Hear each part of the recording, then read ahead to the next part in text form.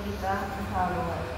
मैं शीघ्र ही अवतार लेकर तुम्हारा दुख दूर कर दूंगा। इस सपन को देख कर वे दोनों जल पड़े। उस समय देवकी ने वसुदेव से कहा कि हे स्वामी, चाहे हमारा धर्म भले ही छूट जाए, परंतु इस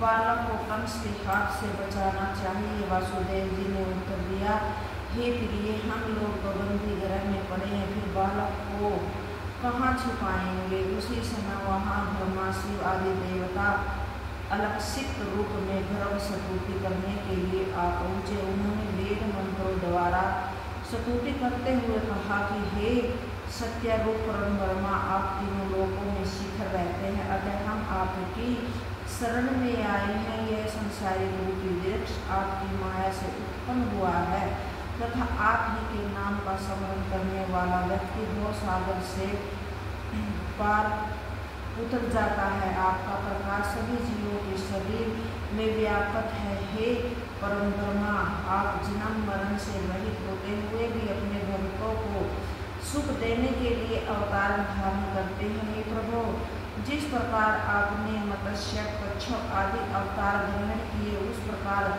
अब आप पृथ्वी का भार उतारने के लिए यदुकुल में अवतार लीजिए तथा राक्षस को संहार करके आपने लीला चरित्रों द्वारा भक्तों को आनंद प्रदान कीजिए। इस प्रकार गर्भ स्तुति करने के पश्चात देवताओं ने आकाशवाणी की भांति वसुदेव तथा देवकी से यह कहा कि हे वसुदेव, हम लोग जिनका दर्शन प्राप्त करने के लिए तिरुवन में घूमते रहते हैं, वे आदि निरंकार पुरुष तुम्हारे यह अवतार लेकर पृथ्वी का बोझ उतार कर सभी लोगों को सुख देंगे। तुम्हारी कृपा से हम लोगों को भी उनका दर्शन प्राप्त हो सकेगा। अब तुम कंस से भयभीत मत हो, उसकी मृत्यु निकट आ चुकी है। इसी प्रकार आकाशवाणी सुनकर वसुदेव तथा देवकी को अत्यंत आश्चर्य हुआ। तत्पश्चात उन्होंने यह विश्वास किया कि श्री नारायण शीघ्र ही अवतार लेकर हमारा दुख दूर करेंगे। श्री सुखदेव जी बोले कि हे परीक्षित, अब श्री त्रिलोकीनाथ के जन्म का समय आया। उस समय सब वृक्षों में ऋतु तथा बिना ऋतु के फूल एवं फल लग गए। सभी नदी नाले जल से परिपूर्ण हो गए। पक्षी चहचहाने लगे। साधु संतों के हृदय प्रसन्न हो गए। देवता हर्षित होकर मथुरापुरी पर पुष्प वर्षा कर उठे। किन्नर तथा गंधर्व बाजे बजाकर गीत गाने लगे। इस प्रकार भाद्रपद कृष्ण पक्ष अष्टमी बुधवार को रोहिणी नक्षत्र में अर्धरात्रि के समय श्री कृष्ण महाराज ने अवतार लिया। उनका चतुर्भुज रूप अत्यंत सुंदर था। उनके कानों में मकराकृत कुंडल शोभायमान तथा हाथों में शंख चक्र गदा तथा पद्म शोभा दे रहे थे। हे परीक्षित, इस प्रकार श्री नारायण ने चतुर्भुज रूप से वसुदेव देवकी को अपना दर्शन दिया। तब उन्हें श्री नारायण का अवतार समझकर उनका रोम रोम खिल गया। उन्होंने उसी समय ब्राह्मणों को 10,000 गोदान करने का संकल्प कर लिया तथा भगवान को दंडवत करते हुए कहा कि हे त्रिलोकीनाथ पति, हम आपके चरणों की वंदना करते हैं। आपकी स्तुति करने की सामर्थ्यता ब्रह्मा तथा शारदा में भी नहीं है, फिर हम आपकी स्तुति क्या करें। हे प्रभु, आप गौ ब्राह्मण तथा हरि भक्तों के दुख पाने पर पृथ्वी का भार उतारने के लिए अवतार धारण करते हैं। हमारे धन्य भाग है जो आपने अपना दर्शन देकर हमें जन्म मरण के बंधन से छुटा दिया। इस स्तुति को सुनकर श्री कृष्णचंद्र जी ने कहा कि हे वसुदेव तथा देवकी, तुमने पूर्व जन्म में यह वरदान मांगा था कि तुम्हें मेरे जैसे पुत्र की प्राप्ति हो, अतः मेरे समान कोई दूसरा न होने के कारण मैंने स्वयं ही तुम दोनों की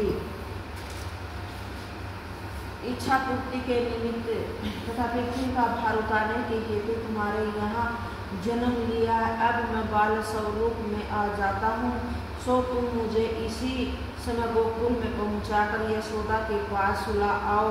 वहाँ इसी समय यशोदा के गर्भ से भी एक कन्या का जन्म हुआ है, उसे लाकर तुम कंस को दे देना। नंद यशोदा ने पूर्व जन्म में मेरी बाल लीलाओं देखने के लिए तपस्या की थी, सो मैं कुछ दिन वहाँ रहकर उनकी कामना पूर्ण करूँगा। तत्पश्चात कंस को मारकर तुमसे आ मिलूंगा। इतना कहकर श्री नारायण जी बाल स्वरूप होकर रुदन करने लगे। उसी समय मायावंश वसुदेव देवकी ने श्री हरि दर्शन के ज्ञान को सपन के समान समझा। उसके पश्चात उन्होंने श्री कृष्णचंद्र जी को उठाकर अपने हृदय में लगा लिया। उसी समय देवकी ने वसुदेव जी से इस प्रकार प्रार्थना की कि हे स्वामी, इस बालक को कहीं छिपा दीजिए जिससे यह कंस के हाथ से बच जाए। वसुदेव ने उदास होकर उत्तर दिया कि हे प्रिय, मैं इसे कहाँ छिपाऊं। यह सुनकर देवकी हाथ जोड़कर बोली कि हे पति, गोकुल में आपकी पत्नी रोहिणी तथा मेरी सखी यशोदा और आपके मित्र नंद जी रहते हैं। वे लोग इस बालक का पालन पोषण तथा रक्षा करेंगे। तो वसुदेव ने कहा कि मैं इस बंदी गृह से बाहर निकलकर कैसे जाऊं। हे परीक्षित, वसुदेव के मुख से यह वचन निकलते ही श्री नारायण जी की कृपा से उनके हाथों की हथकड़ी तथा पाँव की बेड़ियां स्वत खुलकर गिर पड़ी। बंदी गृह के सब द्वार भी अपने आप खुल गए तथा जितने पहरेदार थे वे सब नींद में अचेत हो गए। यह दृश्य देखकर वसुदेव ने भगवान श्याम सुंदर को एक सूप में रखकर अपने मस्तक पर उठा लिया। तत्पश्चात ने गोकुल में पहुँच जाने के लिए शीघ्रतापूर्वक बंदी गृह से बाहर निकल गए। उस आधी रात के समय जब पानी बरस रहा था तथा वसुदेव जी के पाँव में कांटे चुभकर पीड़ा पहुँच रहे थे, उसी समय शेषनाग भगवान वैकुंठनाथ के ऊपर अपने फन की छाया किए हुए पीछे पीछे चलने लगे जिससे उन्हें कोई कष्ट न हो। इस प्रकार जब वसुदेव यमुना नदी के तट पर पहुँचे तब अपने मन में विचार करने लगे कि यमुना में अथाह जल भरा हुआ है, मैं इसे पार करके गोकुल में किस प्रकार पहुँचूं। कुछ देर तक वे इसी चिंता में चिंतित रहे। फिर श्री हरि चरणों का ध्यान करके यमुना में प्रविष्ट हो गए। उसी समय श्री कृष्णचंद्र जी के चरणों का स्पर्श पाने के लिए जमुना का जल ऊपर को बढ़ने लगा। इस भेद को न पहचान कर वसुदेव ने इस भय से कि कहीं पानी में श्री कृष्णचंद्र जी डूब न जाए उन्हें ऊपर ऊंचा उठा लिया। जब यमुना का पानी वसुदेव की नाक तक जा पहुंचा उस समय वे ऐतन चिंतित होने लगे। तब श्री कृष्णचंद्र ने अपना चरण नीचे करके यमुना से स्पर्श करा दिया। फिर जैसे ही उन्होंने एक पुकार दी वैसे ही जमुना का जल घटकर वसुदेव के घुटनों के बराबर हो गया। वसुदेव प्रसन्न होकर यमुना को पार करके गोकुल में जा पहुंचा। वहां उन्होंने नंद जी के घर को खुला हुआ पाया।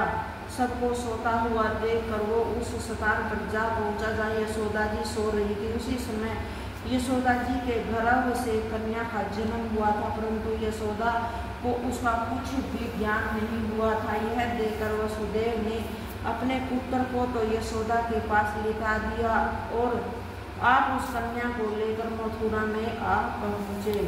श्री सुखदेव बोले, हे परीक्षित, जब वसुदेव उस कन्या को लेकर गोकुल में लौट आए तो बंदीगृह के सभी दरवाजे पहले के समान ज्यों के त्यों बंद हो गए तथा वसुदेव देवकी के हाथों में फिर हथकड़ियां पड़ गई। उसी समय उस कन्या के रुदन करने से पहरेदारों की नींद छूटी। तदुपरांत एक पहरेदार ने जाकर कंस को यह सूचना दी कि हे प्रभु, आपके शत्रु का जन्म हुआ है। इस समाचार को पाकर कंस उठ बैठा। फिर वह नंगे पाँव नंगे सिर वसुदेव तथा देवकी के पास जा पहुँचे। उसे देखकर देवकी ने अपना आंचल पसारते हुए कहा कि हे भाई, यह कन्या उत्पन्न हुई है, भला यह तुझे क्या कष्ट पहुँचाएगी। तूने अब तक मेरे 6 पुत्र मान डाले हैं, अतः आप इस कन्या को तो जीवित छोड़ दे। इस निपराध को मारकर तुम पाप क्यों लेता है। देवकी के इस प्रकार कहने पर भी कंस ने उस लड़की को जबरदस्ती छीन लिया। फिर ज्यों ही वह उसे पत्थर पर पटक कर मारने को हुआ उस समय वह कन्या उसके हाथ से छूटकर आकाश में चली गई। जब कंस ने ऊपर को दृष्टि उठाई तो उस कन्या ने अपने हाथ में खड़ग त्रिशूल धारण किए हुए अष्टभुजा देवी के रूप में कंस को दर्शन दिया। जय गीता भागवत।